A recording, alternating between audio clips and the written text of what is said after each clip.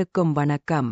சுதந்திர தின விழா முன்னிட்டு திருவள்ளூர் மாவட்டம் பெரியபாளையம் அருள்மிகு பவானியம்மன் திருக்கோவிலில் சிறப்பு வழிபாடு மற்றும் பொது விருந்து நடைபெற்றது. அதனைத் தொடர்ந்து ஆதரவற்றோர், முதியோர் தாய்மார்களுக்கு இலவசமாக புடவை வழங்கும் விழாவும் நடைபெற்றது. அதில் சுமார் 10,000 தாய்மார்களுக்கு இலவசமாக புடவை வழங்கப்பட்டது. இவ்விழாவில் திருக்கோவில் பணியாளர்கள் மற்றும் மாவட்ட தலைவர் மற்றும் எல்லாபுரம் தலைவர் திரு ரமேஷ், துணைத் தலைவர் திரு சுரேஷ் மற்றும் திருவள்ளூர் மாவட்டம் ஊத்துக்கோட்டை வட்டம் துணைக் காவல் கண்காணிப்பாளர் திரு கணேஷ்குமார் ஆகியோர் கலந்து கொண்டனர். பக்தர்கள் வரிசையில் நின்று புடவை வாங்கிக் கொண்டு சாமி தரிசனம் செய்து சென்றனர்.